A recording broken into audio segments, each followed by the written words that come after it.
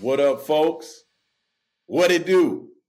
Welcome to another episode of the Best Advice Ever podcast.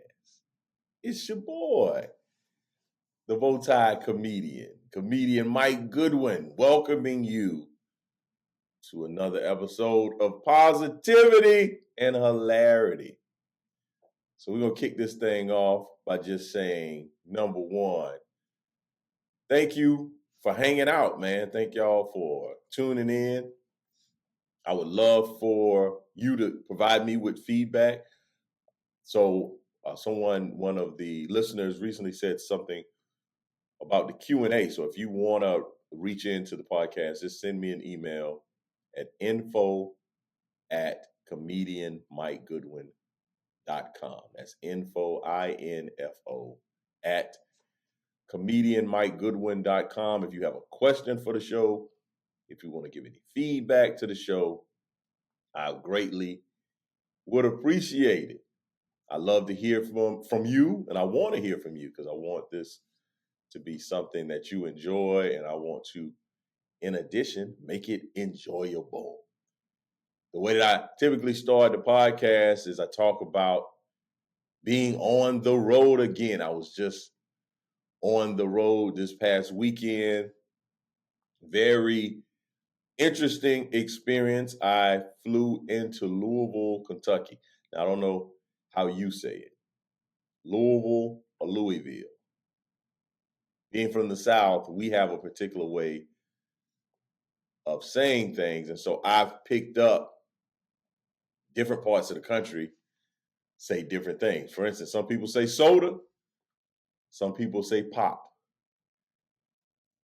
some people say Coke, and they just talking about soda in general. Another thing that people say often in the South, we say we're going to the grocery store. We're going to buy groceries. In other parts of the country, they're going to make groceries. It's just different regions, different parts. So that's one of the beauties of our nation. And I was in Louisville. I don't know, I like saying Louisville. When you think about Louisville, I think about Louisville Slugger. I think about the great Muhammad Ali and the Louisville Cardinals. That's a pretty prominent university, and you can't go into Louisville without seeing that Cardinal, without seeing that bird. Well, I had to fly. I could have flew into Louisville or Indianapolis because I was going to Montgomery, Indiana, to do a corporate Christmas event. And so typically I'll get the information about the event a few days before. Well, not a few days before. We'll do the contract. So I have some of the information about the event. And so as I was doing my preparation and looking at the information, I read the description of the audience. Let me read what it says here. So because in our contract, there's a portion that says audience. This audience description, this is what it read. It said, majority will be Amish/Mennonite, some English. Now, if there's a group of people that I know very little about, it's the Amish. Like, your boy is no reference point with the Amish. I got a comedian buddy, John Chris. He's has an Amish family and has Amish roots. And we've done some shows in areas that were deemed to be kind of Amish. We were in Pennsylvania. I think Pennsylvania is a hotbed. I don't know if Amish and hotbed need to go in the same sentence. But he's spoken about the Amish, and then he's had, this very interesting haircut and beard combination. That was a shout out to the Amish. I think that, I don't know, because Mike Goodwin grew up in Camden, South Carolina. And what I do know is there aren't any Amish in Camden, South Carolina, or when I was being reared. I did not go to school with the Amish. So I'm just like, that's a community, that's a subculture that I have very little internal information about. Then you Amish / Mennonite, which, yeah, I'm drawing a blank there too. So there was a little bit of concern. So I did my research, everybody, in terms of, I got to quit saying, that's my filler word, So I got to be very mindful to not say, But as I was doing my research, and I don't know how you do research, but a big part of my research involves me finding myself on a Wikipedia page. That's what I'm saying, research. I'm probably on the Wikipedia page. So I'm looking at the Amish, I'm looking at the Mennonites. One thing I found to be very interesting that I did not know, which I don't know a lot about the Amish in general, is that they have created a very lucrative enterprise of breeding dogs. Now, in your mind, you automatically may think furniture when you think Amish, but Amish are out here getting the bag, breeding dogs. There was a statistic that I read that this particular dog, there was like 97% of the breeders were Amish. And they get in the bag. So they're not fighting the dogs like someone that we're familiar with. They are breeding the dogs and getting the bag. For those of you that are not familiar, getting the bag is a new way of saying making money. Making a lot of money. Getting the bag. So I found that out. I also found out that that Amish do not use electricity, but they're very big on solar and battery operated energy. And so they kind of cheap. That's what they kind of doing out here.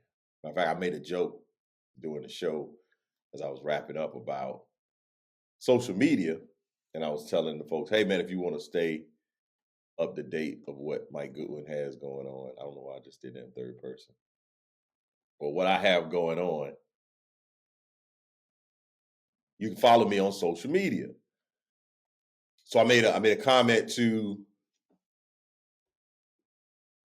the Amish portion of the audience and say, hey, even if some of y'all are sneaking on to social media, that received a big response. People were very, very responsive, say, hey man, you hit the nail on the head as it relates to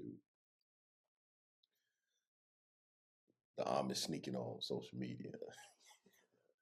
Like I said, y'all might not have an account, but you out there. You on the interwebs. So yeah, that was a very interesting, it was a corporate event for a lumber manufacturing metal company.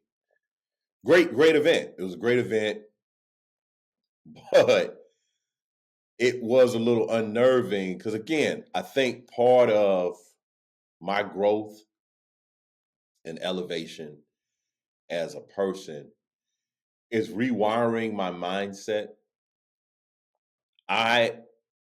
Through the course of my life, I'm not a negative person, but I can be very critical and cynical. So negativity and criticism and cynicism probably are first cousins.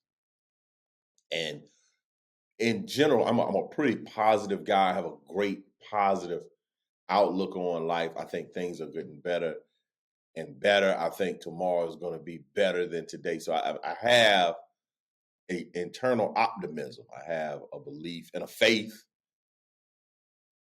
in a creator that wants me to have good things in my life will be a life that exhibits happiness, joy, peace, long suffering, all the fruits.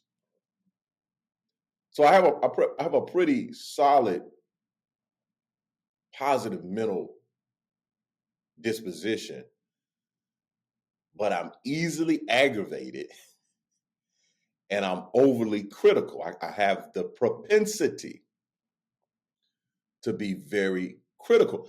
Part of that is the beauty of comedy because I'm very observant. So when I see things, I lean sometimes on the pessimistic side of things or the cynical side of things as opposed to the benefit of the doubt, positive thought. So I have that internal mechanism that I'm shifting, that I'm cultivating a more abundant, positive, optimistic outlook.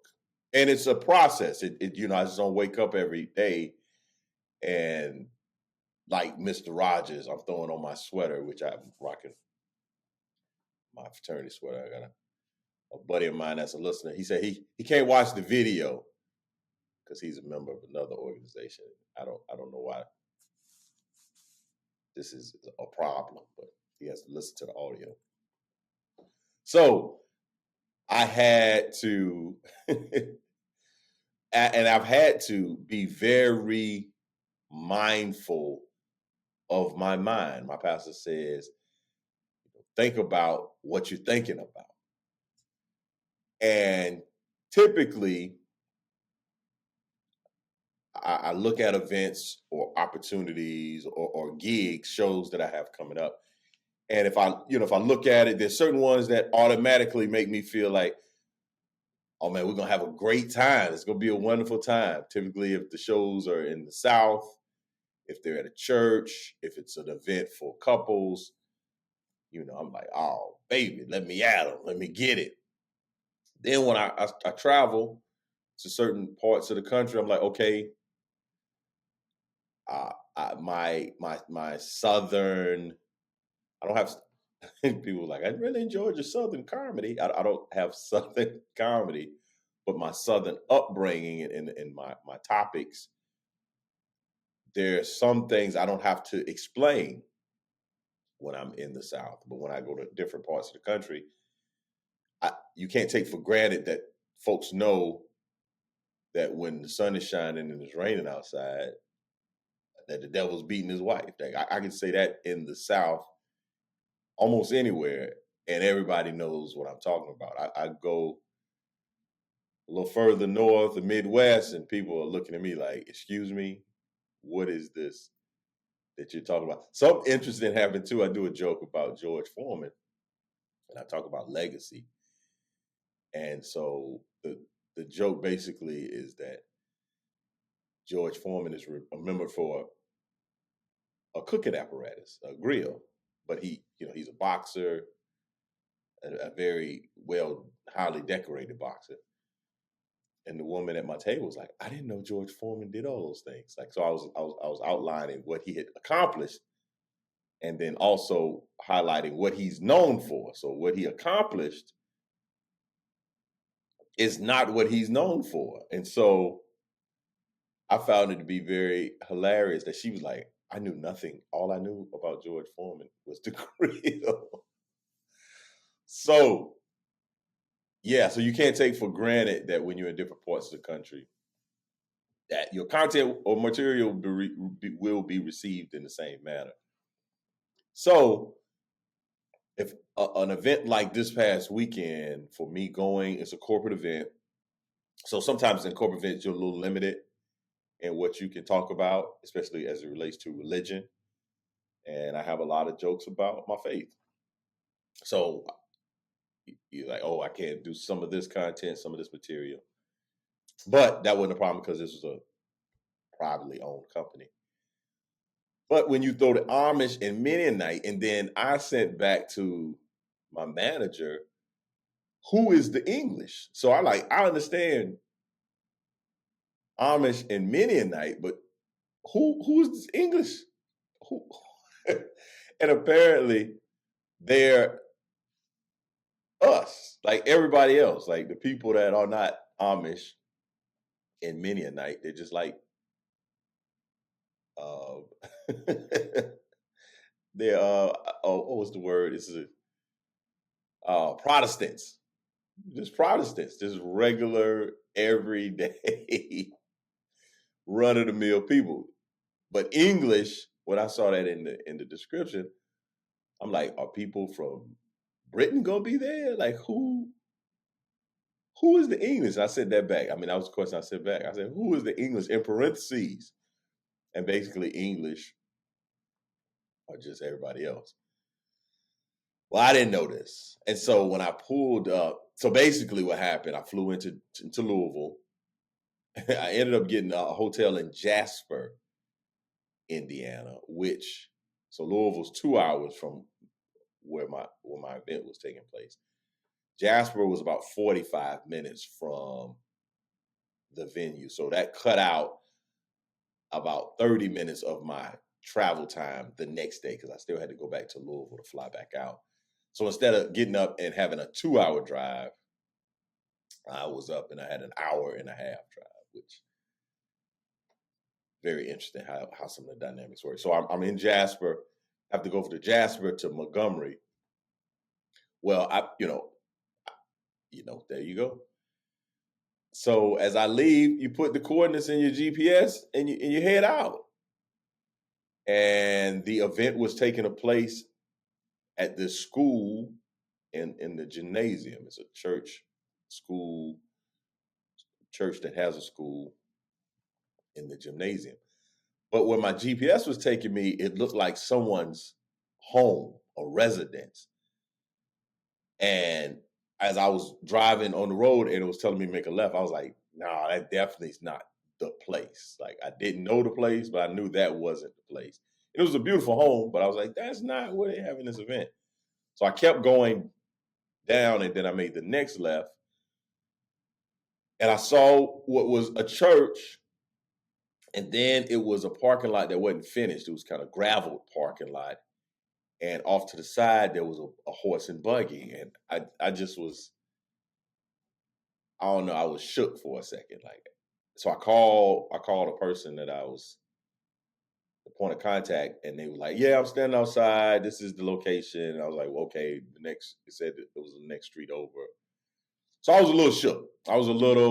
My confidence had taken a hit, especially when I saw this gravel parking lot, horse and buggy. I was like, man, what is this? What am I getting myself into? So when I walk up, I get out, I introduce the guy, and then you see folks in the traditional Amish garb. The ladies have the little styrofoam cup on their heads. It's not a styrofoam cup. The guys have the suspenders and the white shirt buttoned up.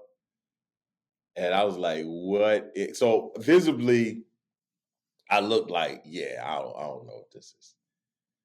And so the guy that hired me, you could tell he was like, he's gonna be great. It's gonna be fine. I was like, yeah, I'm gonna be fine. But just like in this moment, I was taken aback. I was caught off guard. So, and at the end of it, it was a great experience. Like it was a great show. We had a good time. Folks laughed. We did all the things. Like it was what it was supposed to be. Amish folks were in the audience. And there was a lot of activity. There was babies doing a lot of talking. But it was a show, and it was a standing show. I had a microphone. I had an audience, and we had a good time. But that really kind of threw me for a loop. But what it solidified for me is, hey man, when people hire me to come do events, they know what I do. So come do the thing that I do. And I'm at this stage of my career where I don't think anybody's rooting against me. When people bring me in, they fly me in, they have me at their event. They want me to come in and they want it to go well. And so I have a mentality from when I started of kind of chip on my shoulder. I don't want to do bad. I don't want to not have a great show. So it's just like, it's not positive energy. It's not great energy. It's not energy. I was talking to my son this weekend about, oh my goodness, the things. My son, so if you look at children, and this is going to lead us right into the best advice ever. My son, who I love dearly, requires 100% of my parental attention. Like, my daughter may require 80%, sometimes 45%. It fluctuates, but she never maxes out the parental responsibility. My son account is at the max. He overdrafts out of my parental account. Like, he puts the amount of strain that my son puts on me.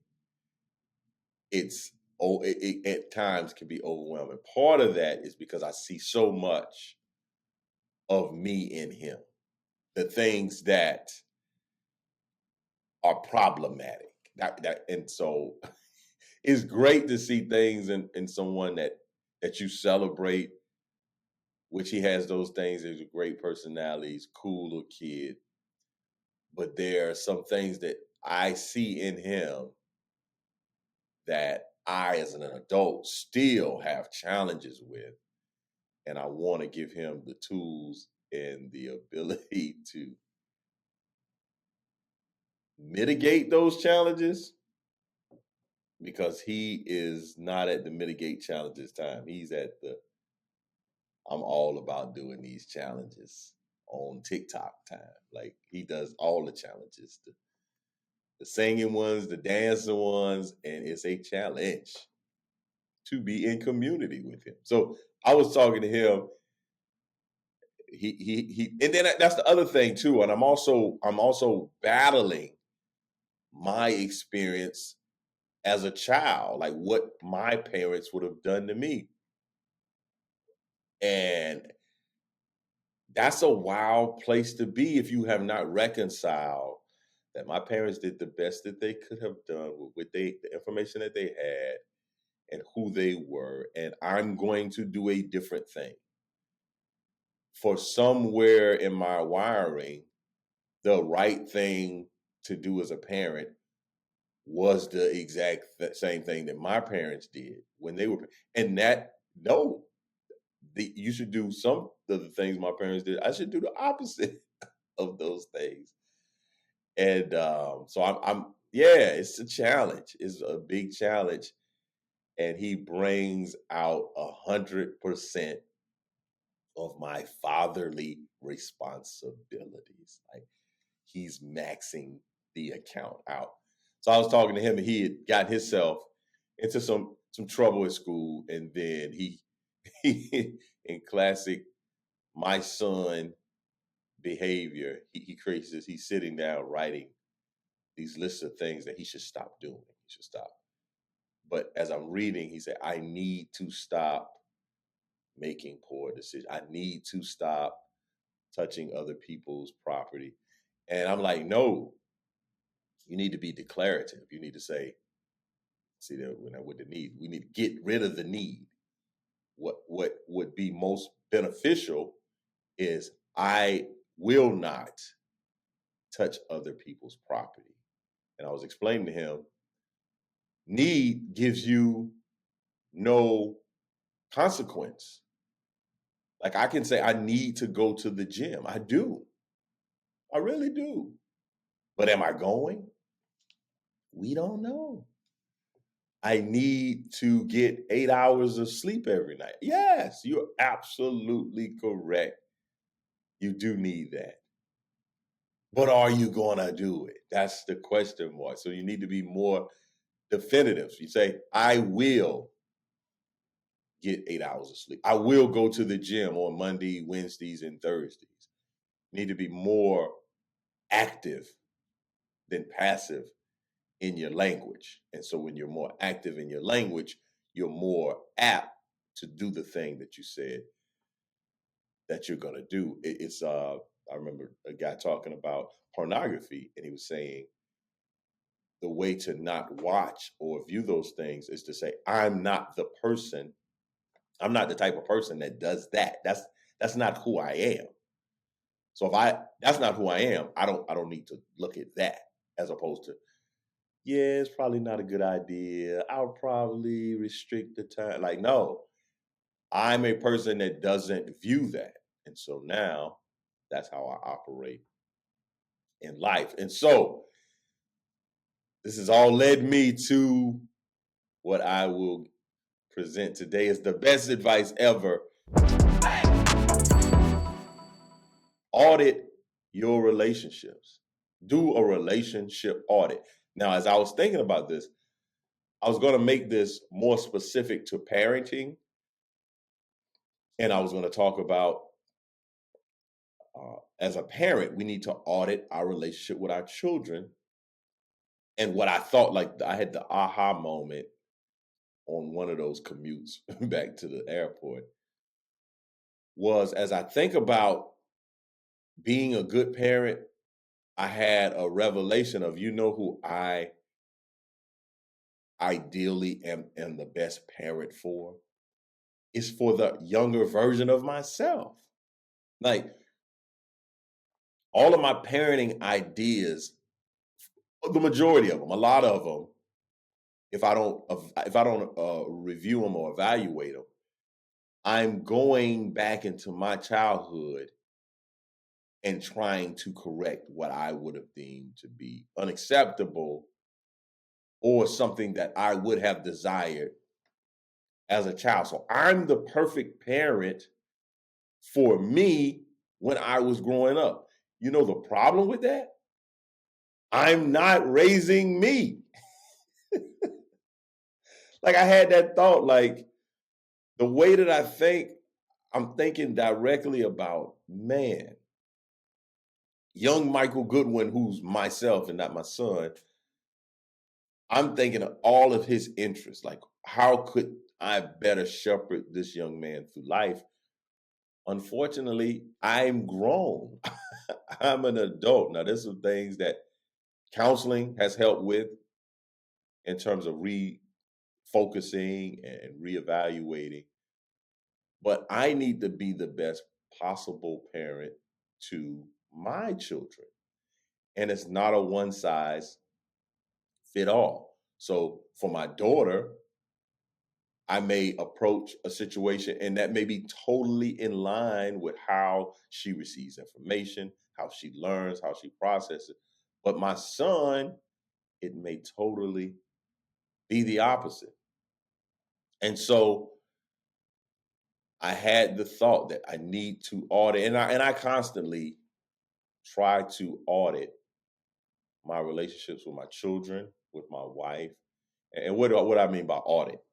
So the definition, I'm all about definitions. So I looked it up and it says the systematic, independent examination of the books, accounts, documents, and vouchers of an organization.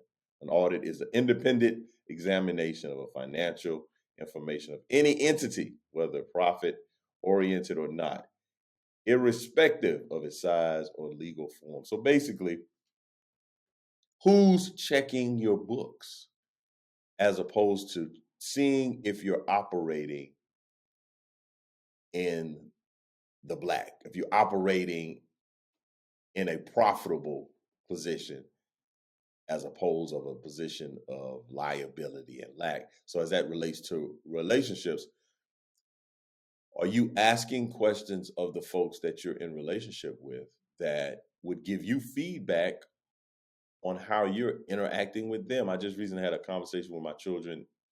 It was a few months ago because I was talking to a friend of mine, and I was talking about how I was engaging with my children, and I was just parenting in general, and she shared with me some of the mistakes she made with her own daughter, and she encouraged me and even challenged me to go back to my children and to apologize to them if I have not been communicating to them in the manner in which they needed to be communicated with. Because as I was communicating, or as I was talking to her, she highlighted the point that, hey, yeah, the stuff that you are saying, that's great if you were raising you, but you're not raising you. So a prime example, my son got into some issues at school because they were slamming these Chromebooks down.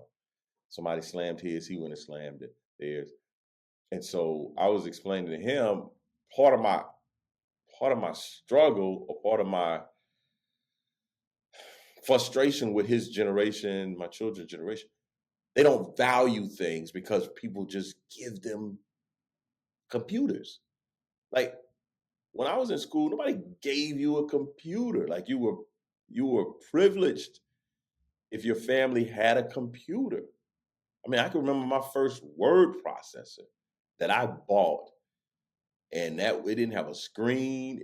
And I just was typing my little papers out. So I have an intrinsic value for things because I had to invest, and I had to sow, and I had to sacrifice. And once I received these things, I was grateful. I was even explaining to my son about they just get it. They just get stuff. Like they just get stuff. Like like my wife recently went and bought some shoes for my son. So this is my paradigm, folks. And this is me talking. You don't gotta be frustrated with me. This is my orientation. When I was in school, I had two pairs of shoes. I had school shoes. Well, let's say three, but basically it was two because one of those shoes served as both things. So I had school shoes and I had church shoes. Now, when I say three, I'm saying play shoes, shoes that you play in. But my school shoes and my play shoes were the same shoes for a long time. Now, maybe later on, I was able to get a pair. And basically, your play shoes are just the school shoes that you wore last year. So it's not, we go to the store and you get, okay, these are going to be shoes you play in. These are going to be shoes that you go to school. No. So we didn't have a lot of shoes. Like, I just did not have shoes. Now, if you go in my closet now, Mike Goodwin has what? Shoes. Because Mike Goodwin maybe is overcompensating for what he didn't receive as a child. So now I have shoes that I don't even really wear, but I wanted shoes when I was a child. With my son, he didn't have that desire. My wife goes and buys shoes. When we got shoes, it was at the beginning of the school year or Christmas. You might have gotten some shoes. But the shoes that you got in August are the shoes that you're going to wear until May. There's no more shoes. No one's coming to shoe save you. Hey, these are the shoes. So when my wife goes and gets my son's shoes in November, and she goes and gets like 2 pairs of shoes, there's something in my brain that like a little short circuits a little bit, short circuits, because I'm kind of like, how you gonna get 2 pairs of shoes for what? What's going on? There's no special occasion. It's not. Those are his Christmas presents. Like, no, we have abundance. We have the ability to buy shoes. Now, as it relates to that, because my son doesn't think about shoes, if the shoes that he wants, he has, for whatever reason, it's not whatever reason, it's laziness, lack of effort, my son doesn't untie his shoestrings. So I don't see him do it. I just know when I go in his room, his shoes are sitting there and they're still tied. So what that tells me is he just takes his shoe off his feet because it's easy. Like, so I take it off tied, I put them back on tied. I don't have to tie my shoes. And I'm explaining to him, no, the way you care for your shoes is that you untie them, you take your foot out, you don't stand on the back of your shoe. You treat your shoe with some care. You value the shoe as opposed to just hey man, I'm just going to treat these shoes any type of way because I have no concept. I didn't buy them. I didn't pay for them. I don't know how much they cost. So I have no problem not untying my shoe and just sticking my foot in and pulling my foot out and standing on the back of my shoe or slamming Chromebooks that I haven't paid anything for. And so that's one of the things that I internally have as it relates to interacting with my children. Like, hey man, I want y'all to have a more higher regard for your belongings. I want you to. And so there's things I have to do to be more intentional about creating value around the things that they have and maybe having them invest into what they receive. You know, the phone my daughter got a phone 16. So now she's waited a long time. So to get it at 16, there should be a level of appreciation and gratitude as opposed to like, I'm 9, I got a phone. I've always had a phone. Like, no, there's something in her brain that's like, no, I hadn't already had a phone. So let me be mindful that there's a particular way to conduct myself with this phone. And so I would encourage each of you to audit your relationships. Now, when I say audit, that means an outside source. Now, you can have your wife have conversations with your children and say, hey, how's your dad doing? What would you like for your dad to do a little differently? What's going well? What's not going well? I heard along the way of my life at some point that feedback is the breakfast of champions. You can't change what you don't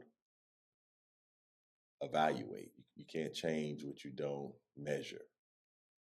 And it's very uncomfortable. It's very uncomfortable to apologize to your children or to ask questions of how can I best parent you?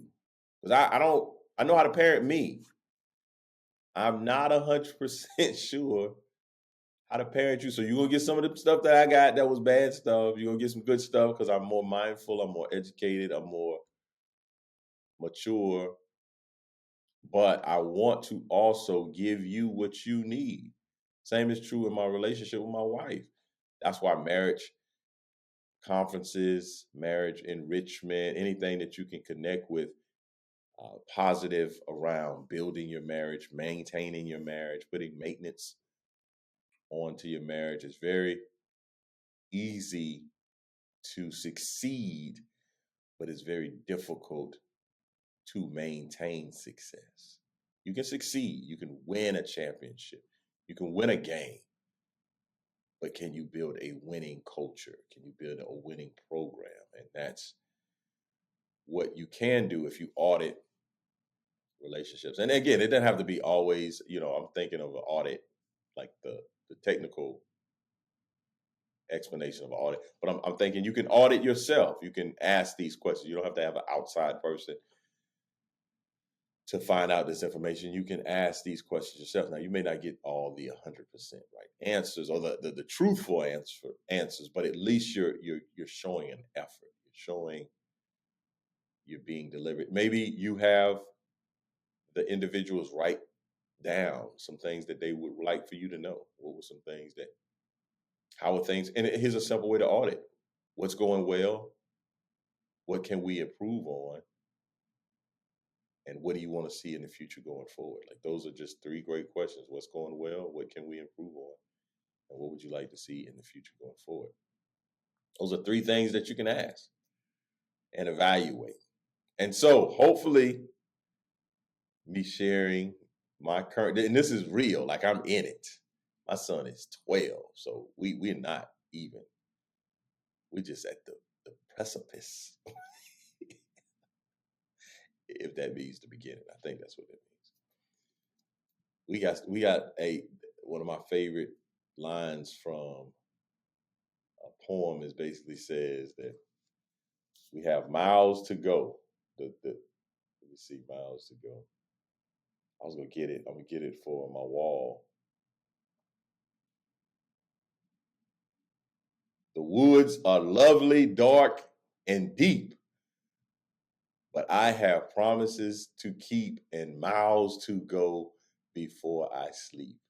Miles to go before I sleep. I try to tell myself that's from Stopping by the Woods on a Sunny, Snowy Evening by Robert Frost. With my son, I have miles to go before I sleep. Miles to go. So hopefully that's been encouraging to you for the best advice ever, man. Thank y'all so much for checking in. We'll do a quick what you're not going to do, because what I'm not going to do is get an hour of this presentation, of this podcast hopping. There's a couple of things that I saw that was a little wild in the what you're not going to do. So let me grab, let's say, here's one from Wisconsin. Janesville, Wisconsin, a message spray painted on a 2-story rental home accuses the tenant of not paying her rent. The tenant says she considers the spray painted message slander and does not dispute that she has not paid rent in some time. Hey, in some time, that means you ain't paid rent in about 6 months. When you say sometime, it's easy to say a few months. Sometime, she hadn't paid rent. What you're not going to do is not pay rent for some time. So she has not paid rent for some time. She told the Janesville Gazette the property has maintenance violations and she doesn't think people should have to pay for housing that isn't kept up.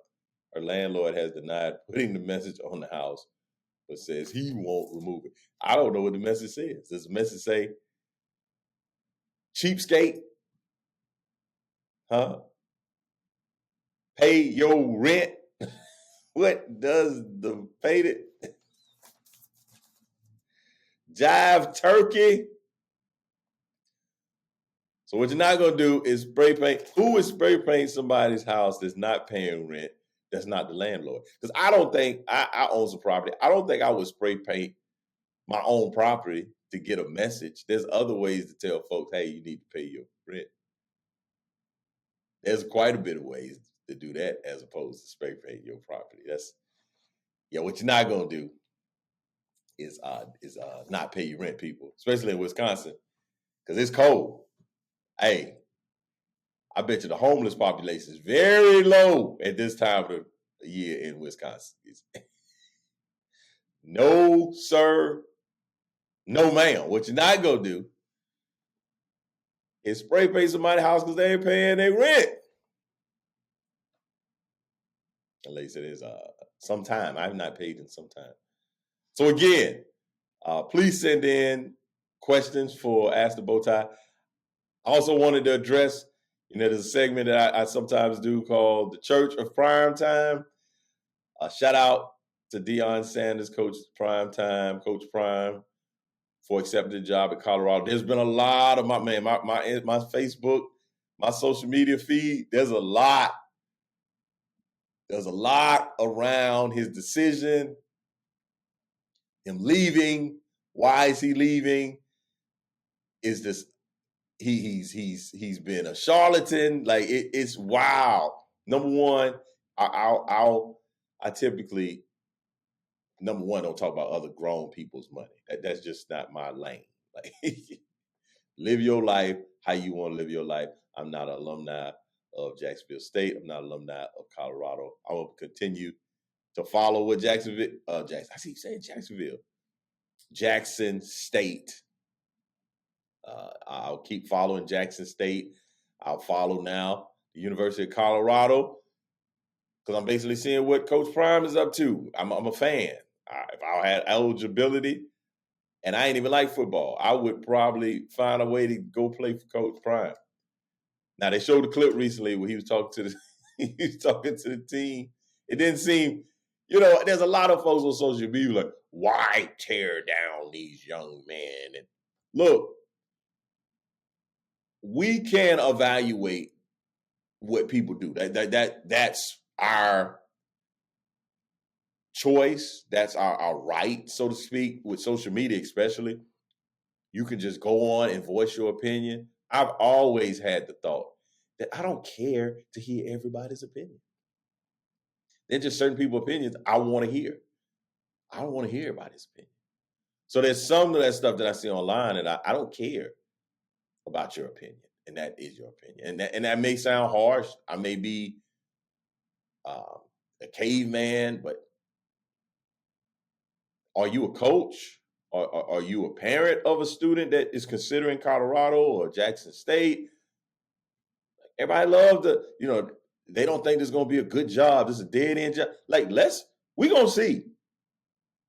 We are going to see what happens out of this. But what I will say as it relates to this situation, what I do understand more than anything, that Coach Prime is a father. And in many ways, he's shepherding his son's athletic career. So two things can be true at the same time.